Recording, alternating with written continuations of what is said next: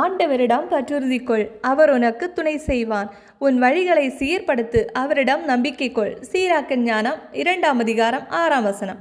இன்றைய இறைவார்த்தையோடு talk with God சொந்தங்களுக்கு அன்பு வணக்கம். நான் உங்கள் ஷீபா ஜான்.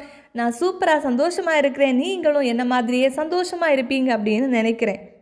ஆண்டவரிடம் பற்றுறுதி கொள்வோம். அவர் நமக்கு துணை நின்று நம் வாழ்வின் ஒவ்வொரு வழிகளையும் சீர்படுத்தி தருவார் என்று நம்பிக்கை கொள்வோம்.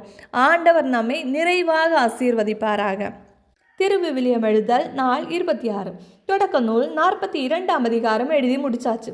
யாக்கோபின் சகோதரர்கள் தானியம் வாங்க எகிப்திற்கு வருதல், யோசேப்பின் சகோதரர் கானானுக்கு திரும்பி செல்ல என 2 தலைப்புகளிலே கொடுக்கப்பட்டுள்ளது. அதனை சற்று அலசுவோம் வாருங்கள். உலகெங்கும் கொடும் பஞ்சம் நிலவ அனைத்து நாட்டு மக்களும் யோசேப்பிடம் தானியம் வாங்க எகிப்திற்கு வந்தார்கள்.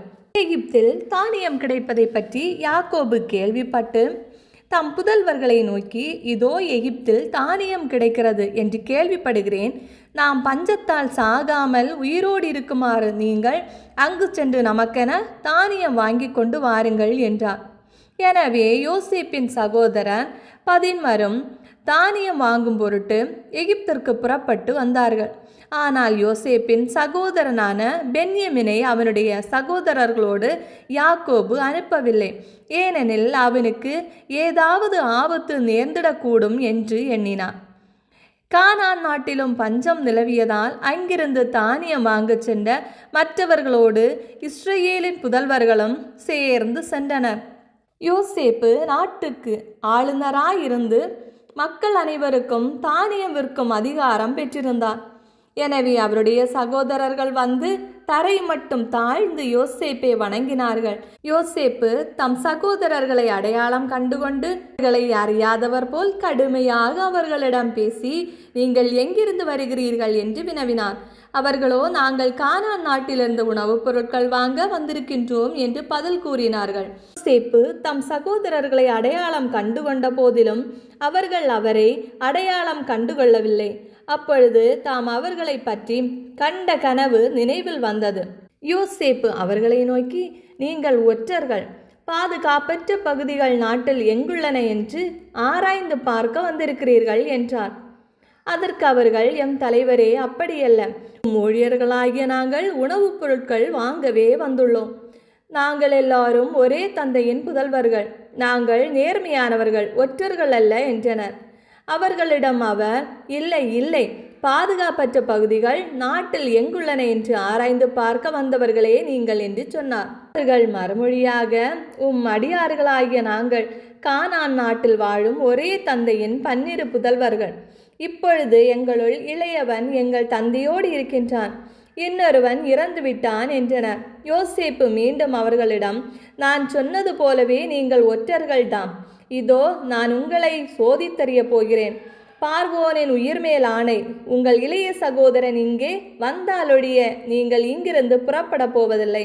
எனவே உங்கள் சகோதரனை அழைத்து வரும்படி உங்களில் ஒருவனை அனுப்புங்கள். மற்றவர்கள் சிறையில் அடைக்கப்படுவீர்கள். உங்கள் சொற்களை சோதித்து உண்மை உங்களிடத்தில் உள்ளதா என்று அறிய விரும்புகிறேன். இல்லையெனில் பார்வோனின் உயிர் மேல் ஆணை, நீங்கள் ஒற்றர்கள்தான் என்றார்.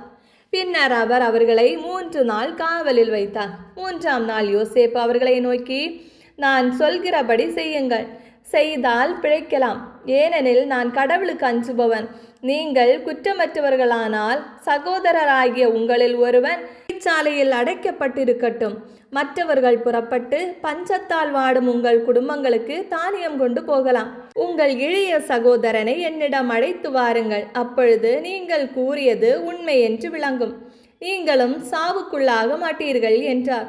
அவர்களும் அப்படியே செய்தனர். அப்போது அவர்கள் ஒருவர் மற்றவரிடம், உண்மையாகவே நம் சகோதரனை முன்னிட்டே இப்பொழுது நாம் தண்டிக்கப்படுகிறோம். தன் உயிருக்காக எவ்வளவு துயரத்துடன் நம்மிடம் கெஞ்சி மன்றாடினான். நாமோ அவனுக்கு செவிசாய்க்கவில்லை. நமக்கு இத்துன்பம் ஏற்பட்டதற்கு காரணம் அதுவே என்று சொல்லிக் கொண்டனர். அப்பொழுது ரூபன் மற்றவர்களிடம், பையனுக்கு எத்தீங்கும் இழைக்காதீர்கள் என்று உங்களுக்கு நான் சொல்லவில்லையா? நீங்களோ செவி கொடுக்கவில்லை. இதோ அவனது இரத்தம் நம்மிடம் ஈடு கேட்கிறது என்றார்.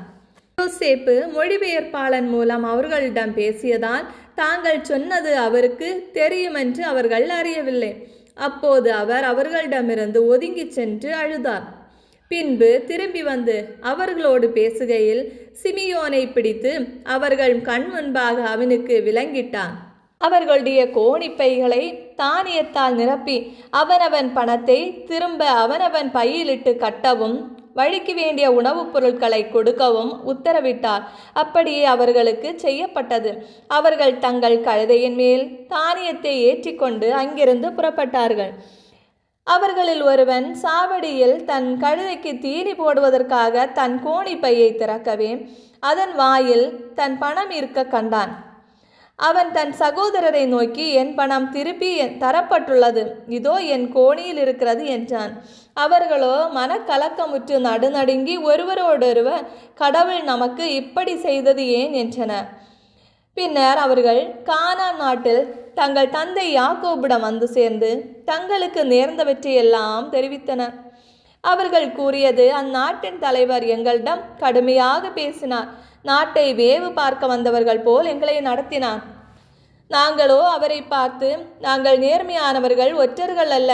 நாங்கள் ஒரே தந்தைக்கு பிறந்த 12 சகோதரர்கள். ஒருவன் இறந்துவிட்டான், இளையவன் கானான் நாட்டில் இப்பொழுது எங்கள் தந்தையோடு இருக்கிறான் என்று சொன்னோம்.